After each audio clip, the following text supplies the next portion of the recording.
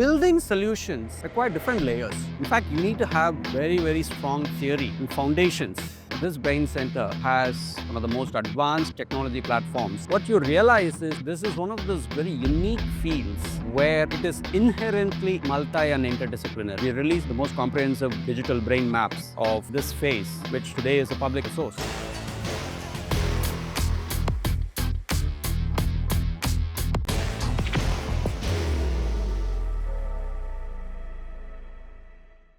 Hi, my name is Amrit. We've heard that IIT Madras is the best place to build. So we've come down to the Mohanasankar Innovation Hub.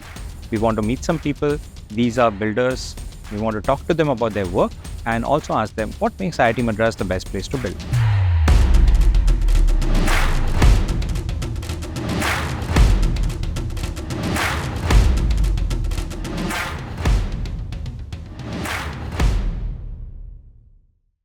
Hello and welcome to the Best Place to Build podcast. Today we have Professor Mohan with us. He's a professor of electrical engineering at IIT Madras, but also heads the Brain Center and HTIC and is widely regarded as one of India's top medical technology entrepreneurs, investigators.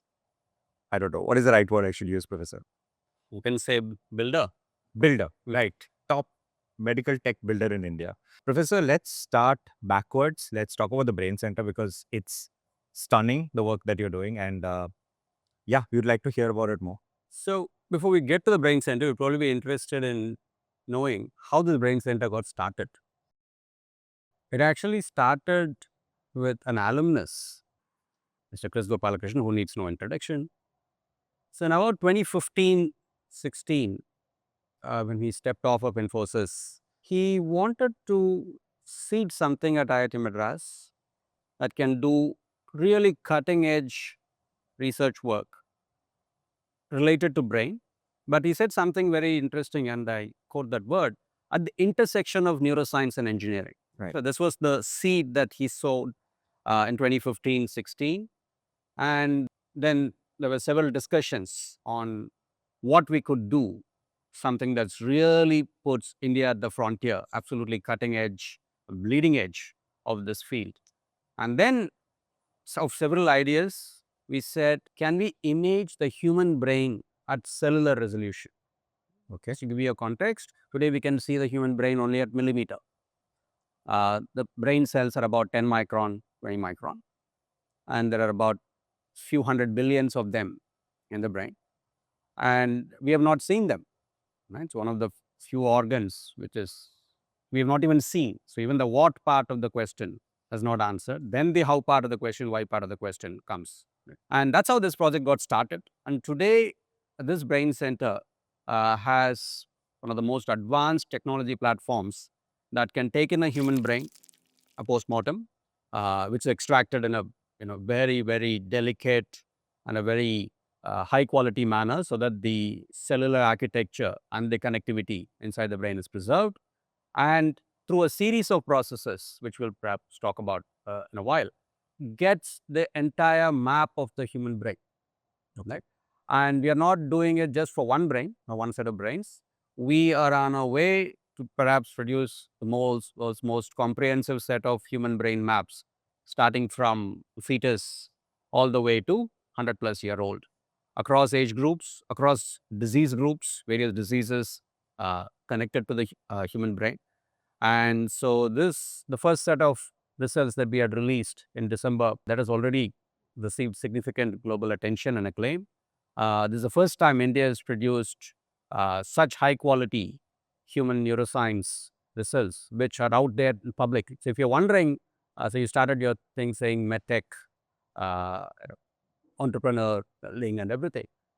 What you realize is this is one of those very unique fields where it is inherently multi and interdisciplinary, right? Yeah, because you're talking of taking a cadaver brain and slicing it and imaging it, right? So, and there's a lot of engineering involved in just doing that. Absolutely, right? So I'll put out two questions, right? So for people to think, right? If I give it as your thought exercise, so here is a brain.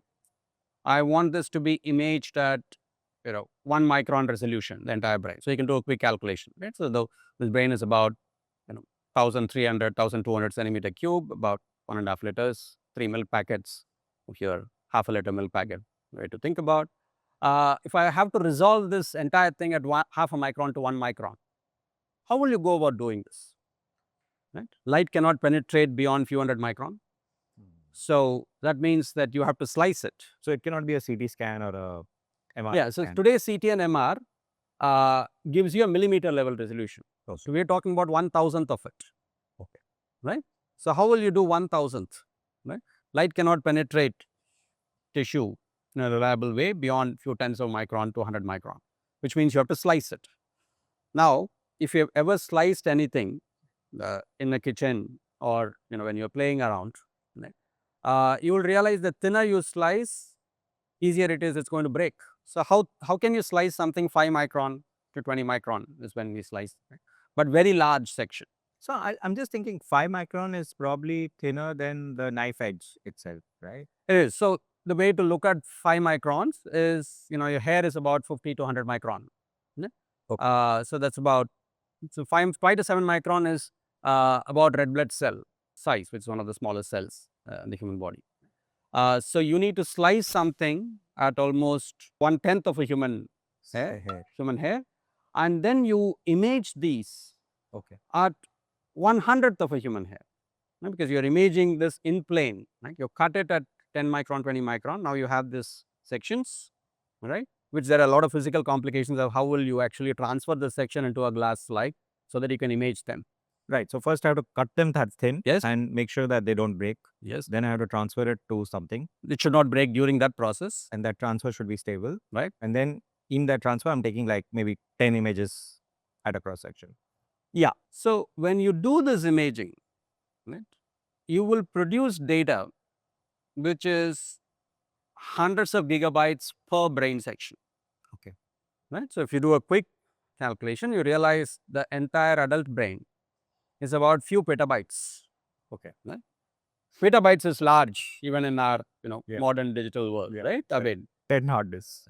much more actually, right? So if you take a laptop, it's about 1 terabyte, more like 1,000 hard laptops, disks. right? Right. And this is now comparable to at the order of Google Maps, the entire world, right? So that will be in several petabytes. Right? So how will you? So we walked through. Right? We started with the brain, then we talked about engineering. How will you cut it? Well, there's another question. How will you cut something so soft and delicate? Right? Because it's going to roll, it's going to warp. Right? So you have to freeze it. You have to freeze the brain. But when you freeze something which has so much water, it's going to expand and it's going to crack. Now, how do you freeze something without cracking it? Right? So there is thermodynamics involved, there is huge mechanical engineering involved. Then you have this instrumentation, how it will slice, how will it transfer it to a glass slide, how will you transfer this tissue section to a glass slide. Then how will you image them at a reasonable speed? Because this cannot take too long, right? We want to image X number of brains, and we are on our way to image 100 plus human brains in the next couple of years. And then now you have this digital data, and now you realize the problem has just started. So now you have 10,000 sections. Now you have to put it together, right? Which is a huge computational challenge, right? Both from an algorithm perspective and also from a computing perspective. So which we have done, and you can look it up. So we released the most comprehensive second trimester, which is an important brain development phase, starting from 12 weeks fetus to 24 weeks. We released the most comprehensive digital brain maps of this phase, which today is a public resource. Right? So how will you put it back together? Then how will you analyze that?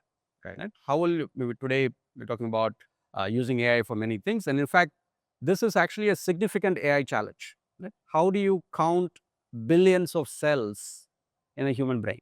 Sure, I understand what you're saying. You've taken all this engineering effort to digitalize it.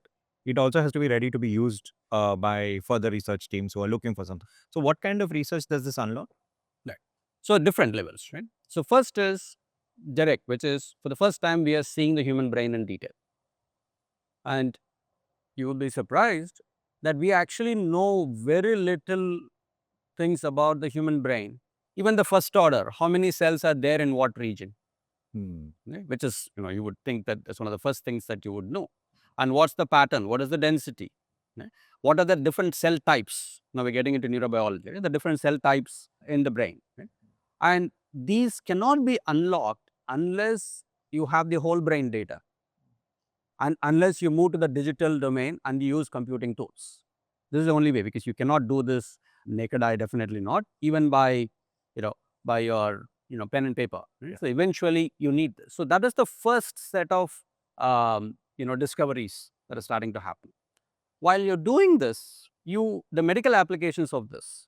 Right? So because we cannot image the human brain at anything better than a millimeter or so, now early diagnosis and treatment have not had any major advancements in neuroscience for a while, because we have not had detailed pictures of the human brain. So that will be the next set of breakthroughs that will happen. Now, while you're doing all this, you are developing tools, right? Engineering tools, which both are hardware and software. But of course, today hardware and software are literally together. Yeah. So the kind of hardware tools, the kind of computing platform which we use to actually process this kind of data, visualize, how do you visualize petabytes, right? And how do you visualize petabytes without you needing a supercomputer, right? In fact, today we have built a viewer, which actually you can see this on your mobile phone, this cell resolution data. You can see this on your phone, because the way the visualization is run has a very unique platform, so that it actually fetches what you need at a cellular resolution in whichever region of the brain. Okay. Then the AI methods which you need use, and it's actually quite a significant challenge, right? So we've had several AI experts come, and then they all say this is probably one of the toughest AI challenges, because how would you count, how would you identify, how would you group, how would you classify different types of cells in the brain at 90% accuracy, right? Which is actually not easy, right? Because you're talking about, in a fetal brain, you're talking about few billion to tens of billions of cells. So what you're saying is, in doing this, a lot of capabilities are developed across the board, from engineering to AI to Yes. computing to visualization, all of this. So that's how this project is very interesting. When this project started, we quickly realized the reason why it has not been done so far is this is an engineering and the technology gap. Yeah. So the question is life science and medicine, but the tool gap is actually in the engineering and technology. Yeah. And that's how this project got started in IIT Madras in about 2018. I get it. That's why the brain center is at IIT Madras and not at a hospital or a. That's right. And we work with hospitals, work with close to 20-25 hospitals, and we have over 30 international collaborators who work with IIT Madras, who are at IIT Madras for significant portion of the year, are doing this work. So to recap, Chris Gopalakrishnan, who's an alumnus, after he had the time, effort, came back to IIT Madras and said, maybe we can do something in the brain side. What ideas do we have? And he was very insistent that it should be at the cutting edge of technology, or the bleeding edge. And then we sort of investigated what are the various gaps, and we came up with this, and that's how this project started. You were talking about it a little bit. It requires a lot of collaboration from hospitals, other agencies. I don't know who does this. Is this become like a collaboration management challenge? So it's interesting. There are several challenges in the project. Right? One of them is a collaboration. I mean, we don't manage the collaborations, right? I mean, usually the best collaborators are the one who you can lean on, and who lean on you. Right? Okay. So that's a very important point that you brought in, right? Which is, when you do extremely complex challenges like this, as I said, invariably it is both multidisciplinary, which means there are different disciplines that meet, and interdisciplinary, which is two disciplines or sometimes 3-4 disciplines have to work with each other, not just aggregate the expertise and information. So in fact, if I have to list the fields, it will be around 30-35 fields, right? Starting from engineering, if I were to break it down into different engineering, instrumentation, photonics, computing, mechanical, right, electronics. Then in neuroscience, different subfields of neuroscience, You will need and medicine. and you'll need collaborators in each of these. Exactly, right? And in today's world, because of specializations, right, these are also in different institutions, right, and in different parts of the world. So this particular center today has close to 30-35 global collaborators, and it works with about 15 to 20 medical institutions, both in India and outside India, right? And you said collaboration management. Actually, the way it really happens is you set a very powerful mission where it attracts the best, right? And today IIT Madras has been able to attract the very best who work with IIT Madras, in fact, physically spend time at IIT Madras. And as a result, this project has really become a globally visible and a globally significant project. Over the next 2 years, you'll find as more and more human brain data come out of it and discoveries come out of it, new findings come out of it. It truly is actually becoming a global project. Can I ask you, if you're a researcher in brain science somewhere in the world and you want this kind of data, is it accessible only from here, or are there other institutes across the world? Absolutely. It is accessible literally. I mean, the iPad that you have, you can actually go to, I don't know the exact URL. I got URL, it. right? I'm And not it's public. Yeah, okay. It's public, and you can actually, in fact, it's purposefully made that way because we wanted this data not only to be absolutely public, we want it to be accessible from high school student all the way to a senior researcher. And today it is available. Are there other labs across the world doing the same thing? There are other labs that are doing different variants, but we are one of the very few groups that are doing whole brain. Okay. Right? So you can actually take pieces of the brain, right, and do this, and you can do molecular level analysis. But to do the whole brain, because from a medical perspective, right, you actually need this whole brain data for you to compare it with different diseases, different age groups. One of the challenges is actually this large size and volume. Understood. And that challenge can be solved only if you have a scalable technology which is driven by engineering. Understood. So, in terms of whole brain data across age groups and across diseases, we are the only one currently doing it in the world. Understood.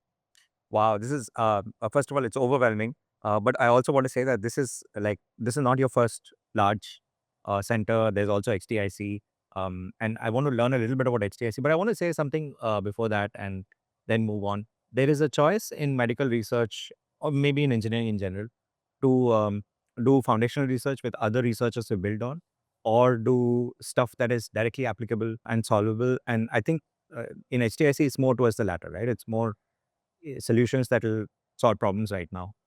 Was it a conscious choice in the brain center to look at something very more foundational? It is. So, we'll come to HTIZ in a while, right? So, HTIZ is developing technologies for today and the next few years because it is solving a problem of lack of indigenous technologies and indigenous medtech products. Right? So today, we are in 2025, our consumption of medical device products in India is close to a lakh crore. Right? It was about 30,000 crore, 40,000 crore when we started this about 2012. So out of this, we practically are importing all the high-tech products. I remember someone telling me that if you walk into a hospital or if you walk into a dentist, even the thing that he puts in the mouth that keeps your mouth open, that is also imported. True. And the thermometer is imported sometimes, and the device that sort of plugs into your system and checks your vitals, those are imported. It's ridiculous. It is. So out of this 1 lakh crore, I mean, today we're importing 80%, a little more. This needs to be, addressed, right? I mean, this grows, and healthcare is growing in India. India itself is growing at a healthy rate, right? So healthcare usually goes at, 1.5 to 2 times the GDP rate. And we are also, our life expectancy is increasing, right? Our aging is increasing. So these technologies and technology products, right, it was a conscious decision when we started this center in 2011, 2012, The HTIC center. HTIZ, that we will work with industry and the hospitals to develop these technologies and work with industry go all the way, right, to actually commercialize these products and make it available. I want to say one thing before we go into that. A lot of times when we are importing products, they are priced at a US market. And in the US market, insurance pays for things, and the pricing is totally different.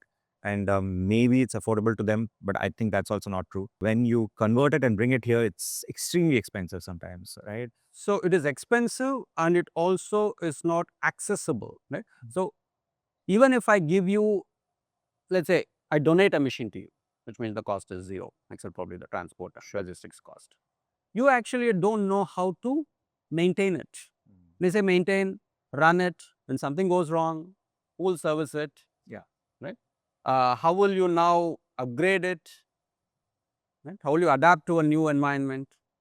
So you cannot have a situation where you're completely dependent on imports for life-saving related issues. Right.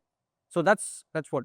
So while HTIC is attacking the today and the next few years, usually most of our projects are in such a way that we are attacking a current import substitution, right, and innovating on India-specific needs context.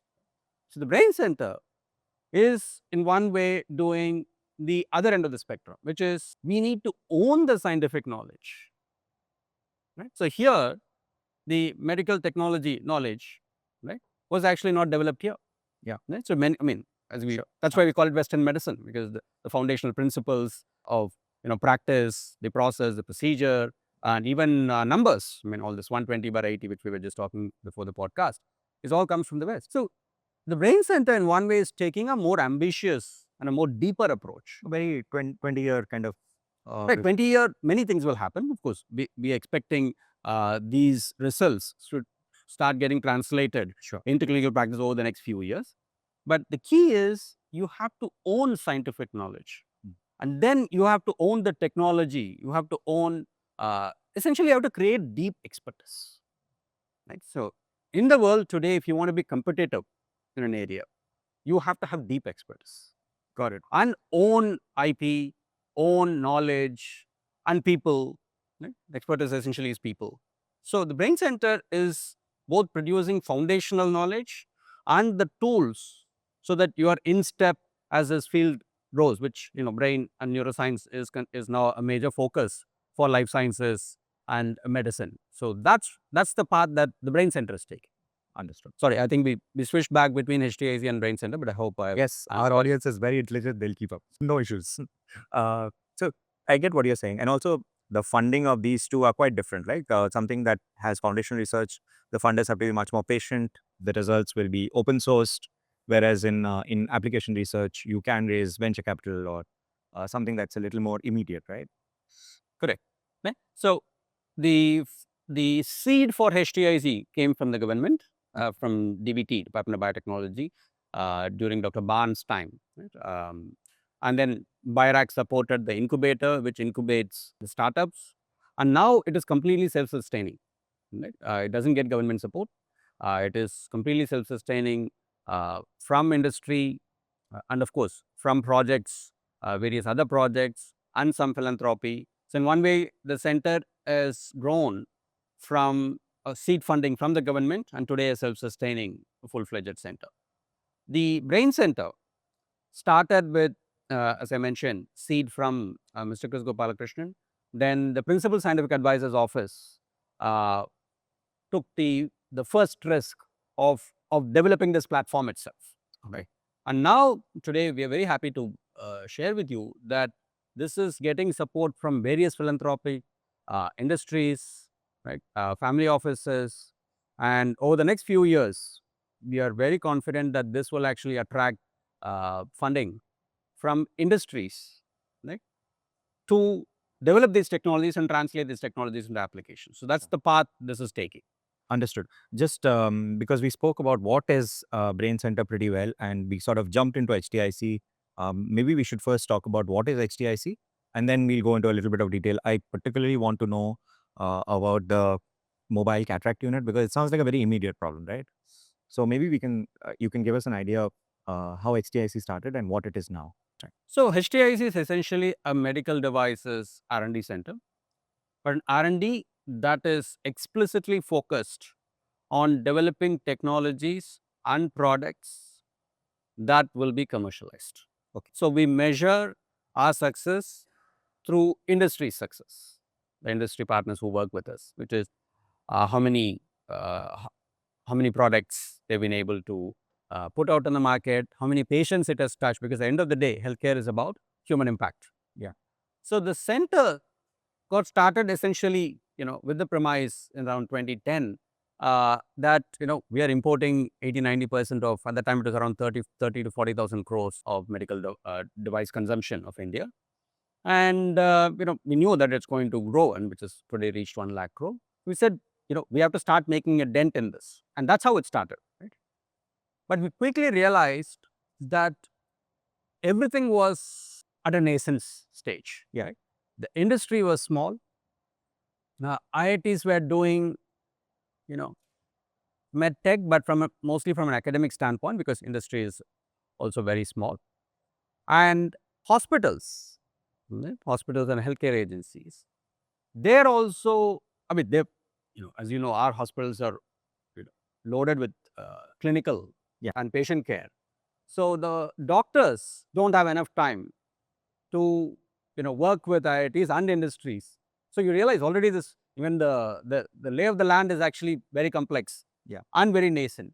So we took a conscious decision that we will set up this center explicitly with this mission, so that we can bring in all these people with the goal of developing these medical devices. Today, there are about 12 products. There are various technology pieces that have come out of it. There are close to 12 products, and many of them are in the pipeline. So that will become like 15 in the next 3 to 6 months that have gone out in the market. And till date, it has impacted close to around 1.4 crore patients.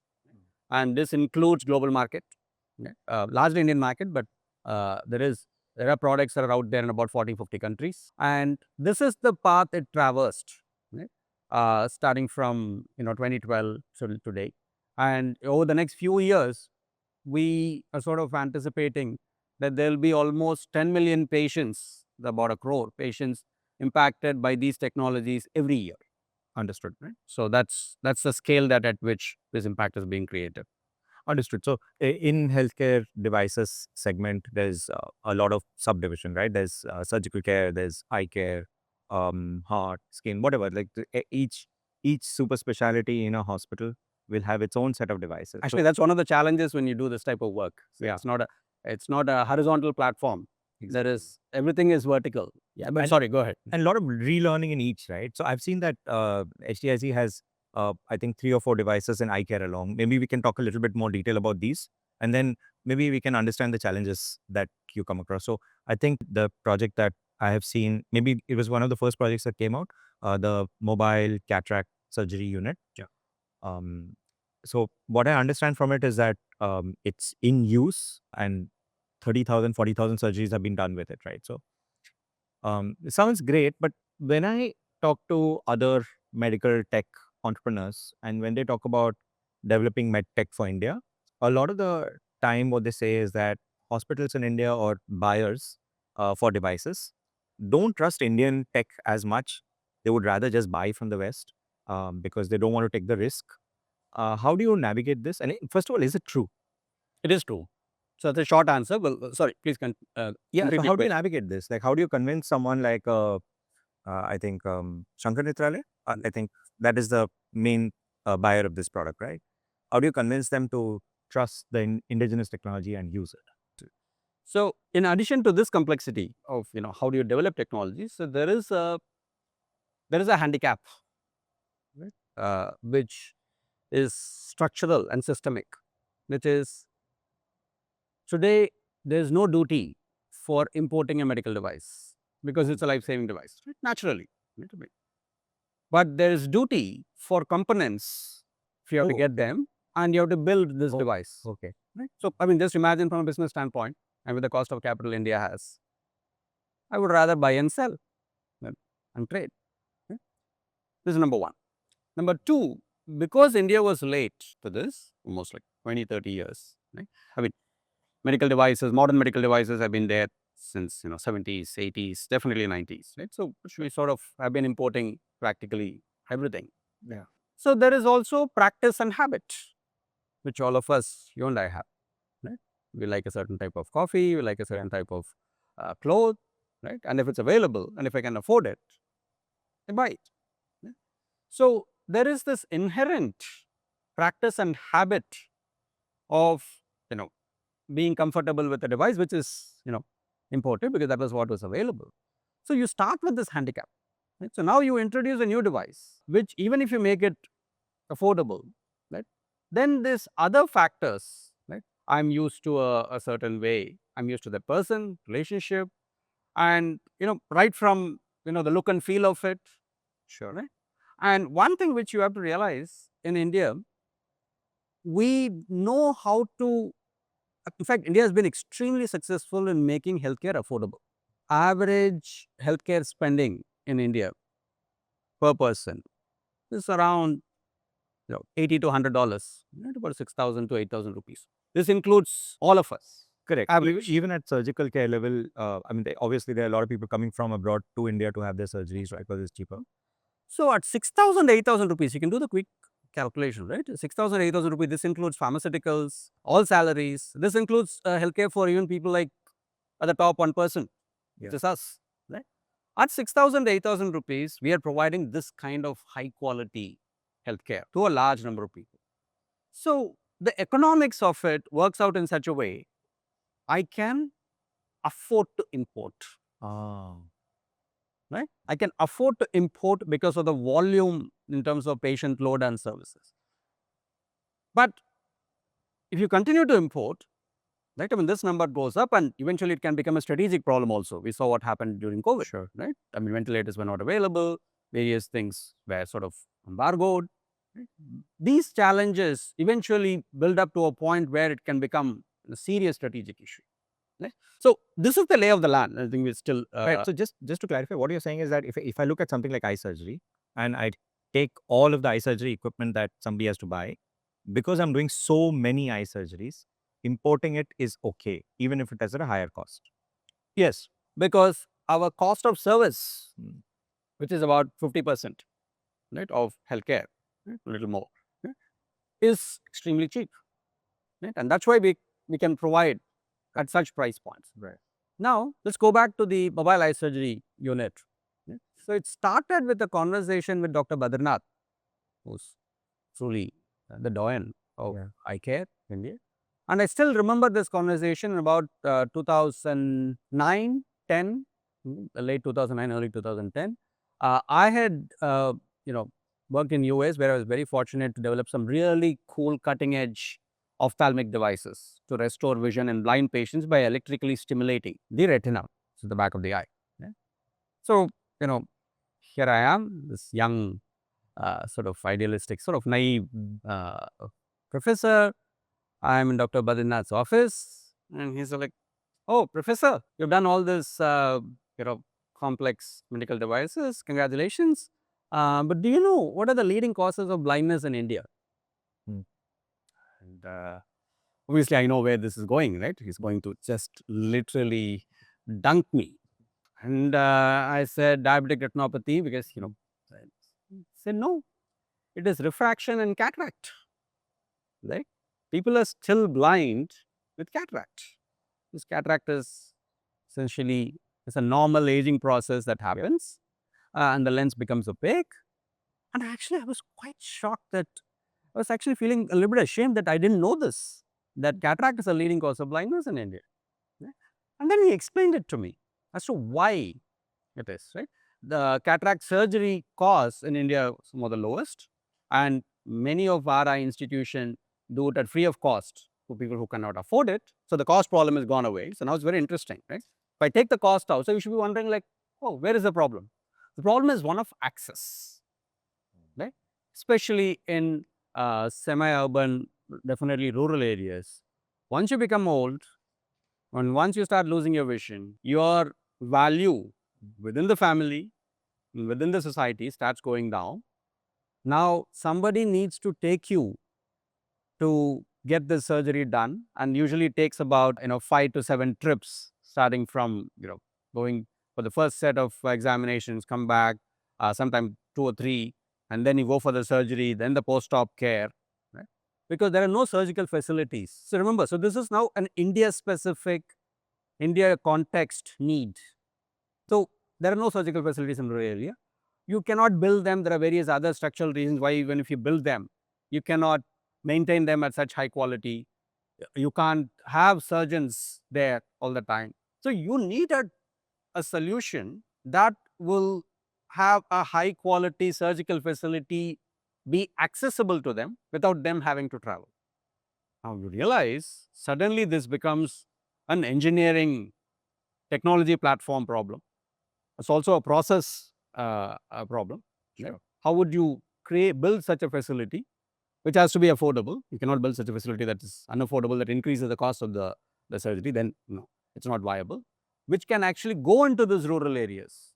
Now you break it down, you realize you need a mobile platform that has all these facilities of what you will get in an operation theater in a city, but with no amenities, air, water, even a flat piece of land, right, which you can go and park yourself.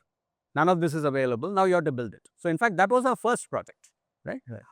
And you know, Dr. Jairaj Joseph, who's today a faculty colleague, he was a fresh out of PhD, almost about to be out of PhD school.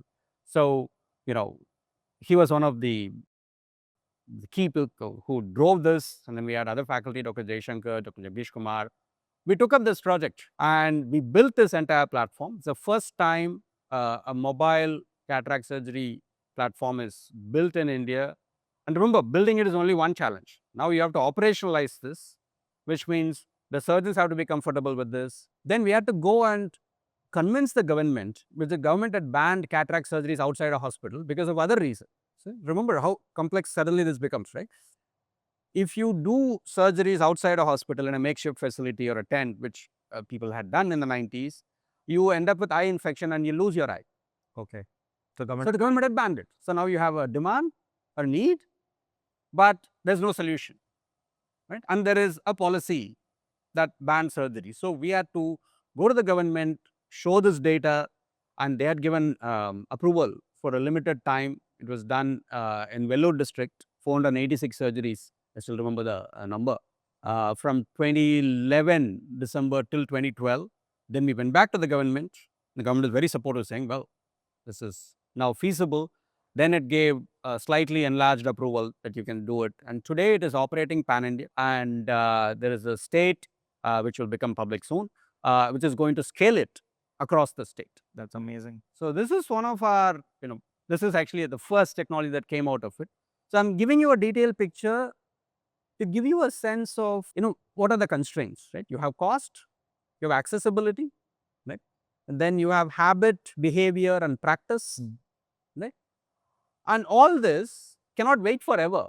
Yeah. Right? It has to be like, it has to be yesterday. Yeah. And it can't be even few years down. Right. So it is in this sphere that HTIC operates.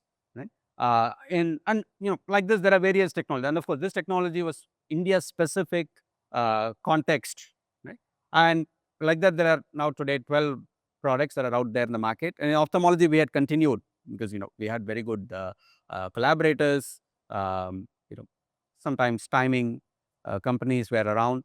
And today, our ophthalmic products have reached about 40-50 countries and touched close to, a crore plus patients till date. That's amazing. It's interesting. We spoke about this product for mobile eye surgery, which is very immediate need. And before that, we spoke about brain surgery, which is almost like opposite ends of the spectrum, right? And of course, I've sort of had some familiarity. So HTIC has done quite a bit in the middle also, which is slightly forward-looking, slightly immediate. I want to just bring to everyone's attention that among all this, you're a professor in electrical engineering. Yeah, so that's my primary job. I mean, that's my job that pays my salary. Yeah. So I want to firstly, it sounds like how does one navigate electrical engineering and medical technology? Is it, and also like I want to comment on the nature of modern engineering, right? It's not very siloed. So can we start with what courses do you take? So I teach instrumentation Okay. engineering and an elective called biomedical electronic systems. Okay. So these are the two courses, and then there are variants labs and project-based courses that teach around them. But this is largely what I teach: instrumentation and biomedical electronics. What I teach. Right. So and from that, traditionally IT Madras has in electrical. What I've understood, maybe you can correct me if I'm wrong. electrical engineering has been very strong in power systems, in VLSI, and in communication technologies. And now this is totally different, right? It is instrumentation and medical devices. Was it a conscious choice? Did it happen organically?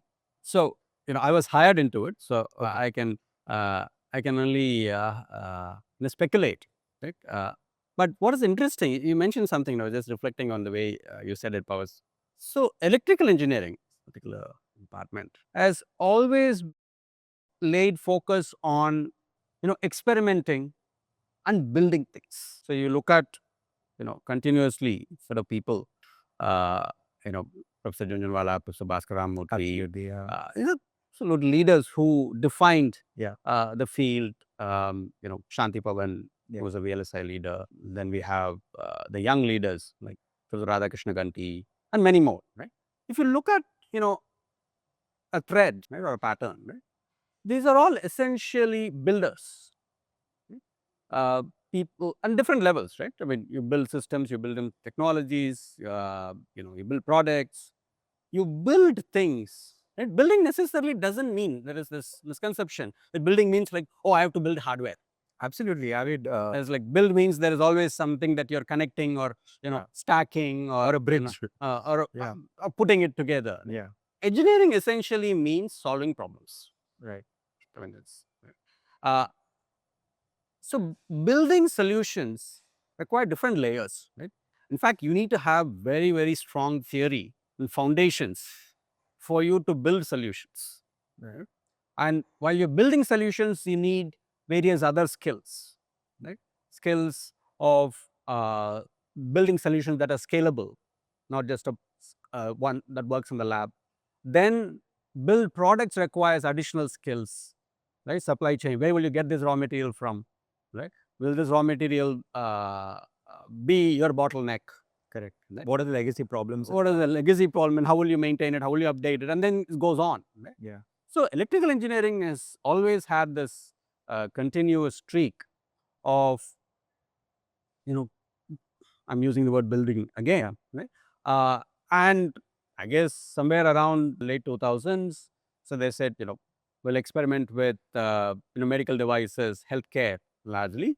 And I was mentioning earlier, I was, you know, lucky to have been working on a particular project which essentially built the electronic chip. I was actually a chip designer. I mean, this is actually not well known.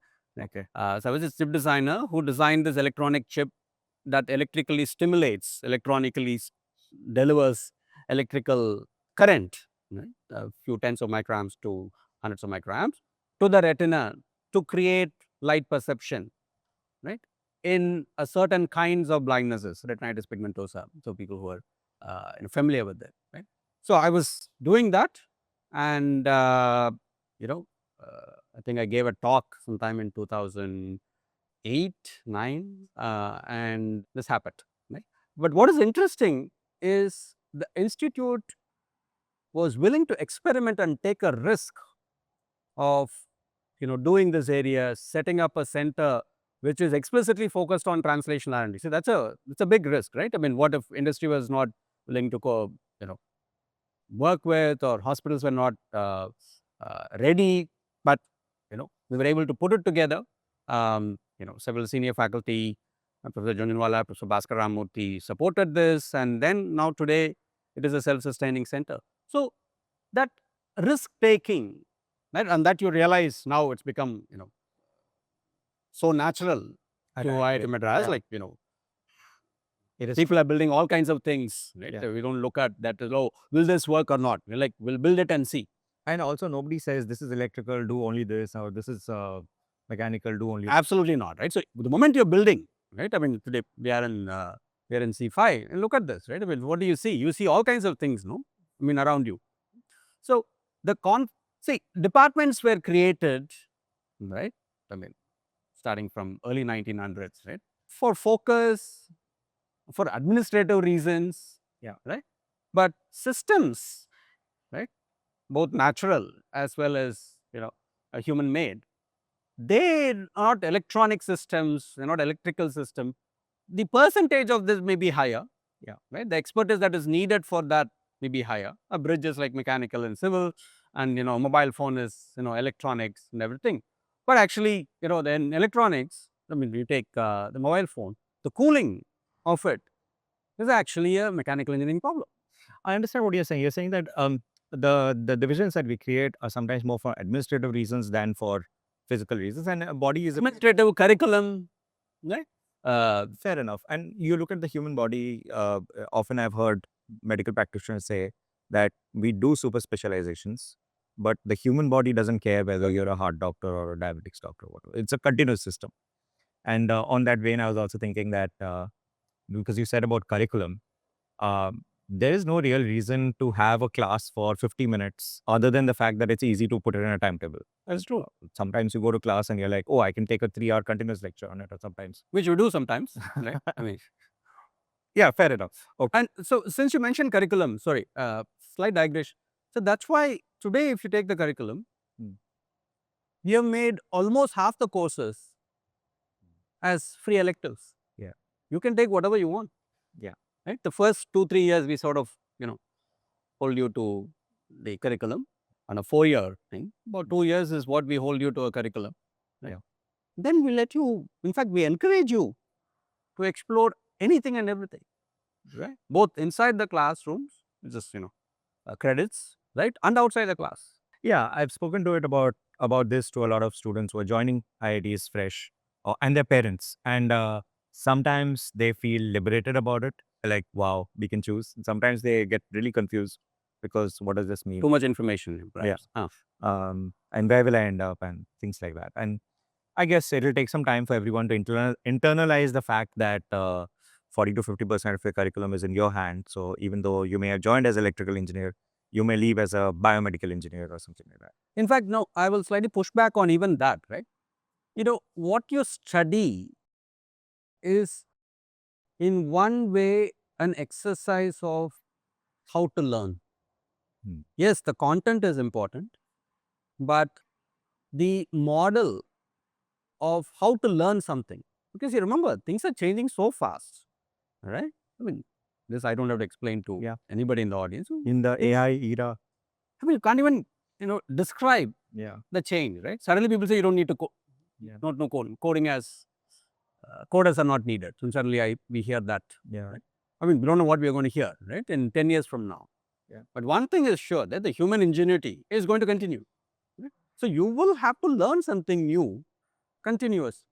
So in one way, this 4 years is, it's not about that particular branch, that particular curriculum.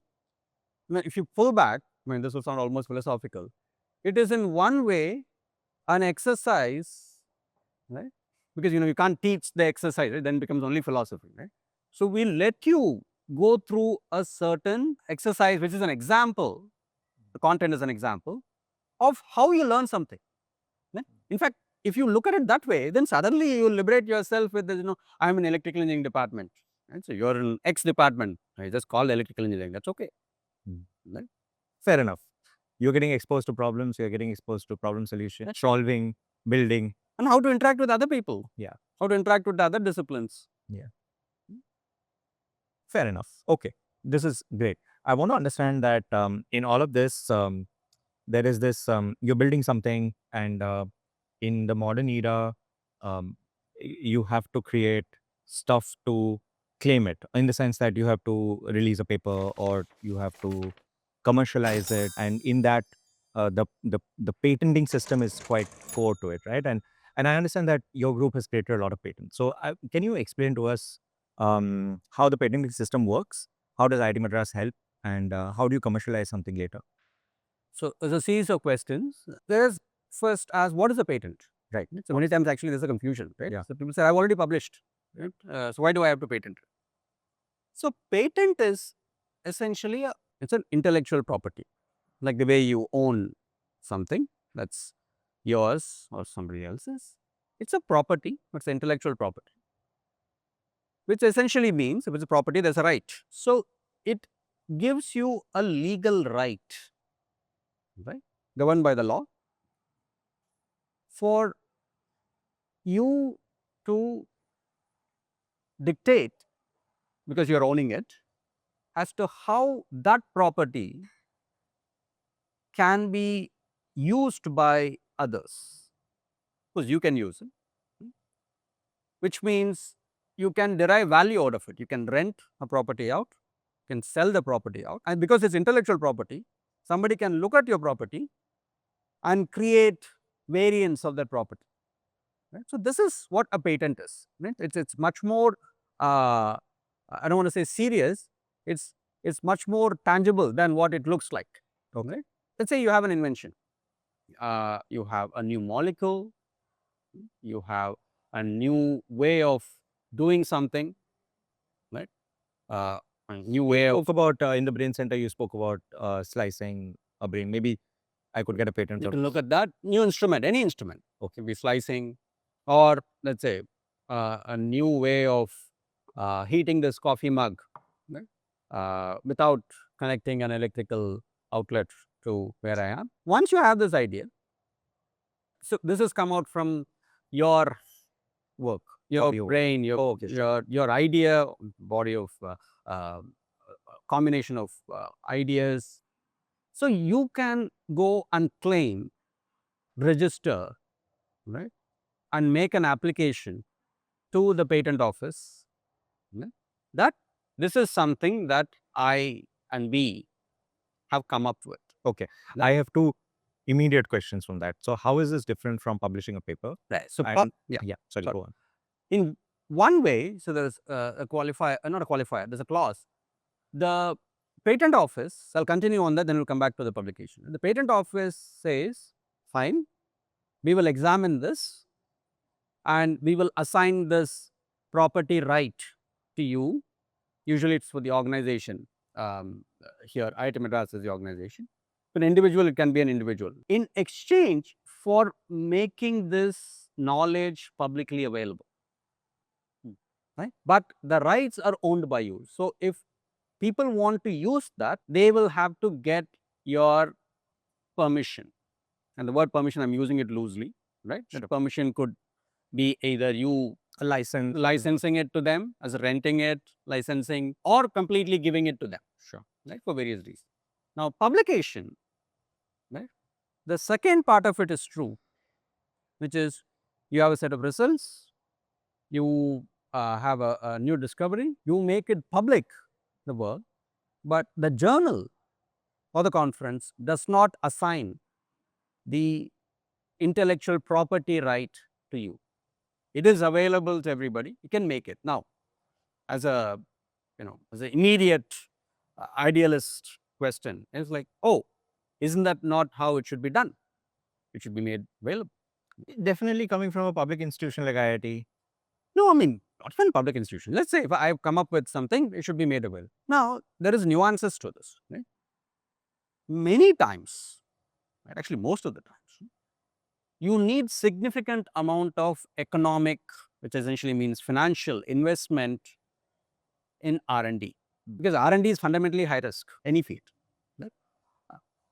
If you want an industry, or if you want, since you mentioned public institution, to invest in this R&D, you have to make it over a period of time viable and sustainable. Viable, right? Sustainable means it has to generate returns, right, over time. It doesn't have to be tomorrow or after tomorrow, so that this investments can be justified, right? Because at the end of the day, it is public taxpayers' money. If it's private money, definitely to the shareholders, to the board, you have to justify. So this property right, is important for you to attract investments and to justify this investment, to take this risk. So you're taking a big risk, sure, right? So many of this don't work. I mean, the risks are percentages are as small as sometimes 1%. Let's just imagine. Yeah. Now I invest 100 rupees. Yeah. And 1 rupee of that can lead to something. Sure. Right. So this has to be made viable. Yeah. So that is there are various reasons for that, but this is one of the primary reasons why the IP law and the framework was actually instituted over the last several decades, and India today follows this, and that has actually helped and small companies. So now you could ask the other question, saying like, oh, large companies can afford to do this and can make it public. But what if this is a very small company or a single person, right, creating this intellectual property. How will this person grow this if this person or entity is not able to monetize this by licensing it out? So, this is an essential part of innovation. So, patents and the intellectual property, there are different forms of intellectual property. Right? A patent is one form of intellectual property. Is an essential part of R&D and innovation. So, that we have to be very clear. And IIT Madras, particularly over the last 10 years, has taken really big strides in both creating frameworks and creating processes so that the students' inventions, faculty's inventions can be patented. And then there is a series of processes, right? Are you going to patent this only in India? Are you going to patent this in different countries? The laws are also different because if you're going to, and today we are living in a global world, and many times the markets and global are more important for a company for various reasons. Then you have to exercise this right in that country. So which means you'll have to file a patent in US or in Europe, wherever you're planning to apply this No, of property. course, there's a cost to it. There's a cost to it. Then you have to maintain this patent, right? Then now this is still your property, right? You're not monetized it, right? So when an interested party comes in, saying that I would like to exploit commercially this particular invention, right? Then you'll have to license it to them.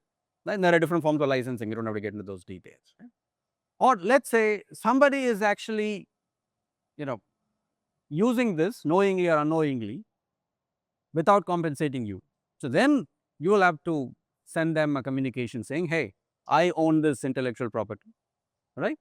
And then sometimes it goes into adjudication, or sometimes the company says, well, I didn't know about it. So then you actually license this and get your dues. Right. So, I mean, I've sort of Also, you have implied it, but just getting a patent doesn't mean that it'll give you rent immediately. It may be something that nobody wants. That's right. Or In fact, the value of the patent, right, is sometimes we actually measure the commercialization potential, right? So IIT Madras is driving the technology transfer office, which comes under ICSR, is continuously driving commercialization of IP, right, in addition to industry projects which we do. okay, that's helpful. So a student entering IIT at an undergrad or a postgrad or a PhD level, how likely is it that they'll be involved in something that gets a paper out or gets a patent out or has a startup? Well, in fact, the engine, right? So there are faculty, right? I mean, labs are guided by faculty, led by faculty. The work is done by students, right? I mean, so if you take any of my papers, right, any of our group's patents, I don't think there is hardly any patent or any paper that doesn't have the students on it, right? So that's your short answer. 95% of all papers and patents, unless faculty. This is a big thing, right? Like when you were a student at undergrad or postgrad, I mean, of course, you did your postgrad in the US. So I guess you spoke about your work a little bit. Maybe it's different in the US, but in India, was it like that? Not 15, 20 years ago. Right. Right? So India's the research engine, the enterprise creation, entrepreneurship which you see is about, in academic institutions which you see today, it's about 15 to 20 years old, largely. Right? So this is absolutely that's why you see the growth continuously, right? Because it is growing as we are speaking. It is very, very fresh. I would say the first wave of startups in India itself was mid 2000s, the modern startups which you see. So now we're looking at the next wave of startups, right, which are more deep tech. So this is absolutely in the prime, I would say, in prime, and it's growing. Yeah, I think people should understand this difference. A lot of the times, students who are coming into IIT, both at undergrad and postgrad level, they have earlier thought about IIT as a step. I'll get in, I'll do something, and I'll get out. And the thing that I'm seeking from IIT is a better placement or a better admit in the US or something. It's no longer like that. When you are here, you could be working on something that's equally important that could lead to a paper or a patent or a startup or something that they're builders right here, right? In fact, I mean, you talked about placements and getting an admit in US. Those are actually one of the very few focuses today when I see students. They're trying to see what is the interesting thing that is happening here, which I can be part of. Right? The placements, when it comes, the placement records of IIT Madras and many IITs is well known. It's spectacular. And so that is really not the only thing anymore. In fact, that's probably one of the things I would say, one of the many things. So we didn't talk about the entrepreneurship angle too much, but you look at the number of companies, right, which have gone all the way from these, experiments, innovations and building, that's now today become almost a norm. Continuously you realize that there is something hot that's cooking, right? Be it, a plane or a drone or something that flies, something that moves. There is something continuously hot that is happening, right? And which we know because, these multiple experiments are happening. The probabilities of something big coming out is very, very high. So the landscape itself as what an IIT is and what an academic institution is has changed significantly even within the time I've been here. I've been here for like 15, 16 years.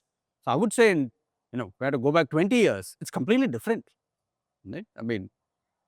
The academics, of course, we continue to focus, but the explicit focus on students experimenting, innovating, building, trying, failing, learning is now a norm. Right? That actually, I would say, a significant portion of their experience and their life experience at IIT Madras is now that.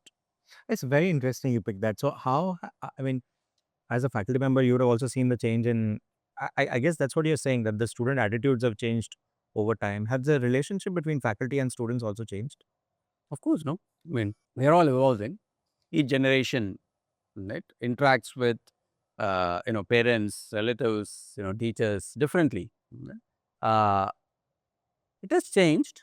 I would say, you could sort of argue, are they spending more physical time with faculty, right, in the corridors? Because the way I'm thinking about it, you're like co-collaborators, right? That's right. So, so you actually answer the question. So, which is, instead of, faculty being the only source of knowledge and the only resource, right? Now it has changed. Right? In fact, we learn from our students continuously, right? Especially with many of these tools and technologies that continuously change. There's no way for me to learn by myself. I actually learn from how I pick up from what my students are doing. The innovation and the experiments are today done as collaborations with students. So in that way, the relationship has changed. Right? So they are actually experimenting as much as you are guiding them in the experimentation. Right? And the iteration and the feedback loop is much, much shorter in terms of time and more interactive than what it used to be because the pace is picked up. Right? So that is one of the primary things. In terms of academic life, I would say, technology has played a role. In that way, you could sort of argue that, students spend lesser time with faculty on the corridor. But that is inevitable, right? That because, with all Also this because number of students are growing and that is true.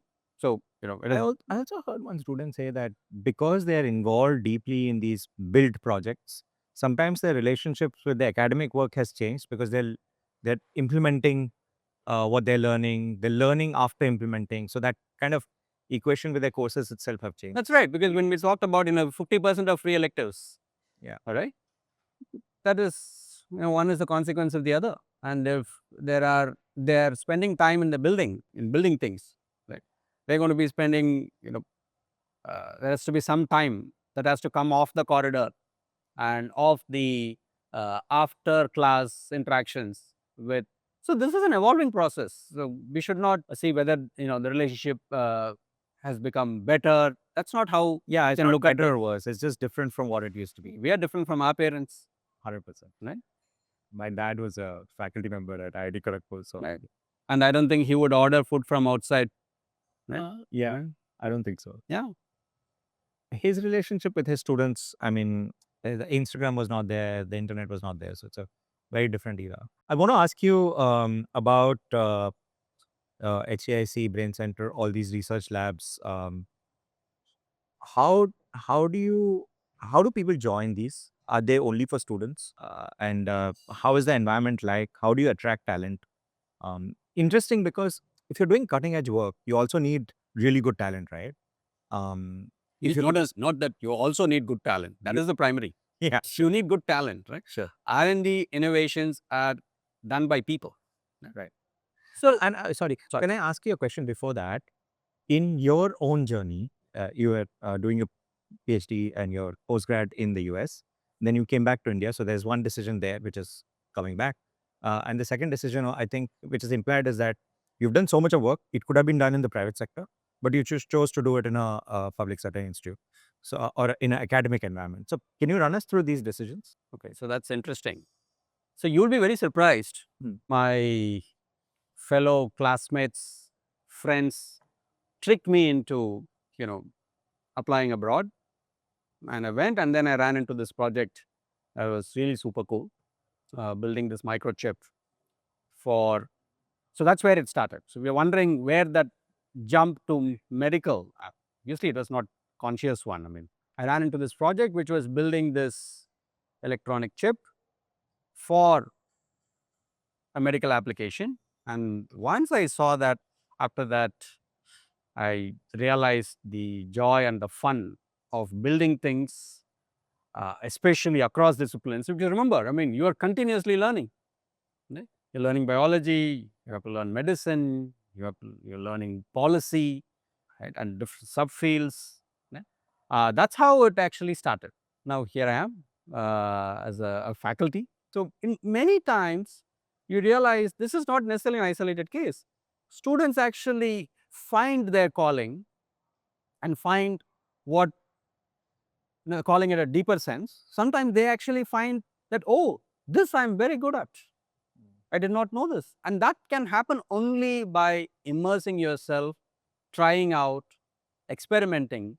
And that now, as I said, is now a significant portion of life in IIT Madras as a student. Sure.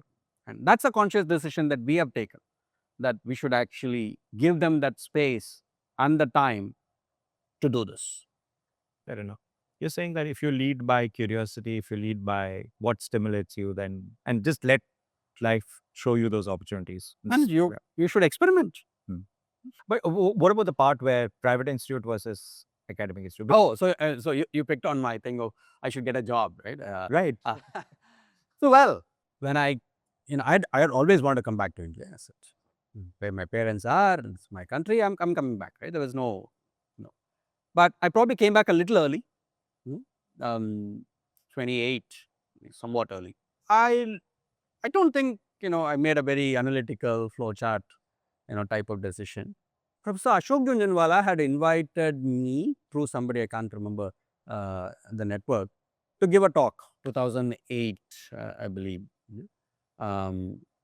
And I looked at IIT Madras, it was building things when at that time. Right? So, an electrical department, as I said, was building things, and somehow, again, not very analytical decision, I said. And I still remember this conversation with Professor Junjanwala and Professor Bhaskar Ramurthy in Junjanwala's office, where we were just talking like this. And this thought was like, oh, medical devices, nothing is happening in India. Would you like to, build something? And I guess that triggered. And after that, it's sort of vague. It's not clear, what led me to this decision. And that's it. And I was here quickly, no time. That's A so few cool. months. I think Professor Ashok and Professor Bhaskar are also very inspiring in when you talk to them personally, or even when you listen to a lecture of theirs. So, I mean, they're absolute deep mentors, Top of their field also. and it's absolutely a privilege to have been guided by them. So now let's come back to people joining HTIC as maybe a research associate or Yeah, that question I have not answered. Yeah. Sorry, please complete this question. Then I'll Yeah, so send it back. the core question is, they have other options, right? They have maybe they have a job offer, or they have competing academic offers. Why should they choose to join HTIC? In fact, I remember in one of our previous podcasts, professor was saying that sometimes they even have an admit from some university abroad or something, right? And they have to make this conscious choice that I want to join HTIC or Brain Center or some other thing in IIT. How should they look about that decision making? And yeah, I mean, what do you tell students? I actually never give prescriptive advice to students, right? I let them, I am with them, sort of let them, when they explore, I guide them the options and choices, but I never give them prescriptive advice. But we sort of asked a question as to, how do we attract them, which is by very simple. You do very good work. You have to do high quality work. I mean, that's the minimum that you need to do. What is it that is available in these kind of places? And HTIC and Brain Center are, two places. There are many such places at IIT Madras, right? So let me give you an answer, uh, from all of Madras point of view. Yeah. not IIT Madras point of view. That's an academic institution, but I'm saying these places, because we're talking about, these places that are building stuff. Yeah. I can say this, right? In the current, global scenario, right? I mean, we are in 2025, March 2025. Yeah. Right? It is not easy for you to find a place where you have absolute freedom to experiment and build, which has a large research R&D component, which can lead to innovations and products that can become commercial scale products, either through startups, which means you will take the entrepreneurship route, or the industry partnership route through with an existing industry, which could be a startup or a mid-sized industry or a large industry, and also, or I should say, to build your skills in such a way that you can actually go and join an industry directly, which if you don't want to take this route. I would say there are not many places in India, and I dare say in the world. I mean, we have, very good global view, and we have global collaborators who come to us, and we hear this from them. This many choices in such a high quality place and doing, cutting edge work, that's a very rare combination that you will get. So if you look at my students, right? So the simplest way to look at it is, what are my students doing? Hold on, before we go there. Sorry, go ahead. I'm doing a pro con analysis as you're saying. Yeah, you're writing a lot. Yeah. I thought you were interviewing me, no? Because you said so many things together. I was like, so cutting edge work, freedom to experiment and build, large R&D emphasis, high impact, innovation and product. There's a possibility of commercialization either Anyway, when you say all this, that looks very formal, but yeah, go ahead. Yeah. by industry and startup. Plus, there is a skill building, personal skill building, right? And you're saying that this combination is very rare in India and maybe across the world. I would say so. Now that you say that, is even more. Formalistic. I can say this almost formally, I guess, which is true, because I'm looking at, I'll go back and complete what I said. I was saying it impromptu, but it is based on data, right? My group has graduated close to now 50 right? Research scholars, right? Masters and PhD together. What are they doing? Let's just ask. We have faculty in IITs, NITs, and leading private institutions. I have researchers both in health tech, med tech area who are really growing in the industry, right, as engineering leaders, R&D leaders. And what is interesting is I'm seeing these skills they pick up while they're building this being applied to many industries which I would have never thought of, right? And they are becoming R&D leaders in those industries. And I have people who say, I can never work for anybody. And those types, even when you start with them and interview them, right? And they're all taking their entrepreneurial journey. Some of them have succeeded quite well. Some of them are iterating. Right? So what does that tell me? This, somehow what you have made it formal is actually essentially what is happening. And this, I think, is happening across the institute, across these building labs. That's really what is happening. And remember, India is still hungry for talent. Yeah. Indian industry and startups, not and institutions, are hungry for really, quality people with modern skills and strong foundations, and have a sense of, entrepreneurship. And when I say entrepreneurship, then essentially, uh, you know, creating products and creating companies. And this is a highly sought after skill. And if you actually make this skill, and all this is happening, with strong global connection. Right. So my students continuously are presenting this in global conferences. And if it is PhD, but they have more time, they spend time in labs globally. And please understand, the global scenario is also shifting. Right.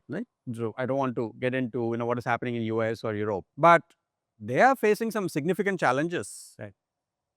It's not easy, and I will say this explicitly. Right, it is not easy for you to get a place where you work with tens of people in a free manner, right, without walking on eggshells, right, which is now starting to happen in the world outside. Sure. You maybe I should put it very directly, saying that maybe students are thinking that they'll go abroad to some research university, but once they go there, they may find out that funding is an issue, or the thing that they wanted to work on, they have to pivot out of it, or there's not as much freedom as they thought there would be. So, is that what you're referring to? Yes, in a very sort of a short answer. Yeah. Because things have changed in US and Europe. Right? Large groups, right, freely working with each other is actually becoming a rarity. I mean, since you sort of pulled my tongue, quite a bit. And in fact, this has happened to a couple of my students who've gone abroad, and they said, "Hey, I'm doing my work." That's it. That's the kind of summary which I get. Yeah. But I don't have enough time or flexibility to do joint work with other people. Understood. Right? And there are various reasons for that. So that is something that very, very important for you to learn certain skills. We talked about interdisciplinary, and even at a personal level, right? I mean, how do you work with other people? How do you resolve conflicts? Which is actually everything. How do you handle a crisis? When something doesn't work, which the other person was supposed to deliver. And also, you're saying it's interdisciplinary, multidisciplinary. It has lots of stakeholders. There's a lot of alignment issues. Sometimes every person may have a slightly different. And this is internal to the group. Sorry to interrupt, and I forgot to mention. How do you work with external? Yeah. How do you work with people who are not in your institution? Fair enough. Okay, coming back to the pro-con analysis, we listed a bunch of pros. You gave the proof of the pudding is in how well your researchers who have graduated are doing. What are the cons? In terms of, sorry, like if I do a pro-con analysis of why should people join HTIC/Brain Center or labs like this across IIT Madras, we listed the pros. What could be some of the cons? No, there is this, some people say, I mean, some of my students said, I want to go outside India. It's not really a con. I mean, the person wants to go outside the country, do his higher studies for a few years outside.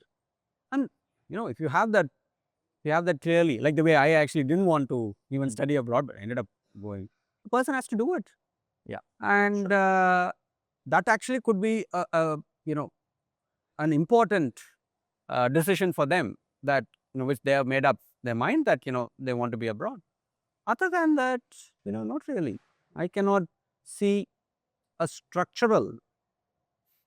Okay, so if I were to add one thing, the global exposure which we provide by them going out, and people from abroad coming here and working in the lab. The second part of it is still thin. Right? So if you take my lab, we have exchange students, but that number is small. Right. Fair enough. If you're going to the US in a group where there are inherently international. Yeah, it's inherently international. So maybe it will take another decade to solve that for us, but it will. It will take another decade because as India grows, so there are also economic factors that come into the picture. So when India grows, in fact, this is actually not probably not thought of. If you take our research budget, I don't want to get into deeper numbers, and it'll actually be a different conversation. If you take the equivalent purchasing power parity, we are already there. IIT Madras's research budget is now 100 and odd million dollars. So if you actually convert that into salaries are a component, which means that's a big expansion that will happen if you actually have to convert it into purchasing power. How much? That is starting to become equal if you apply the scaling factor to many schools in US and Europe. Now that will continue to grow. You're saying on a purchasing parity level, the pays given to researchers are still low, right? I mean, if you take what I mean by purchasing power parity is if I were to compare $100 million budget, right. What is a $100 million budget in India?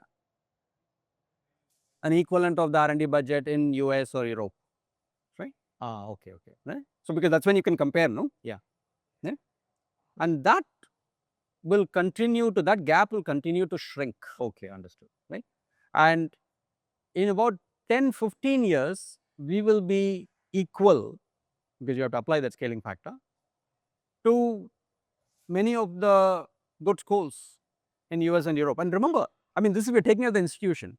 We have to understand IITs are science and technology institutions. So if you take, let's say, a particular area or particular department or particular field, if you start comparing, we are already seeing that comparison, right? In terms, and the easiest way to measure is you measure publications, you measure patents, you measure industry engagement. That is starting to become very comparable, and this will continue to grow. Yeah. And when it grows, then the global exposure that you get here, I guess that's where we started. Global exposure that you get here at IIT Madras, that will continue to increase. That is today thin. That's the one con that you are saying. Yes. Nice. I mean, it's a great place to stop. Thank you so much, Professor, for joining us. And we keep track of all the work that's coming out of HTIC and Brain Center and all the new centers that come up under your aegis. Thank you. I really enjoyed this. Thank you for joining us. Before we leave, please like, share, subscribe, comment, save on the platform you like. Thank you.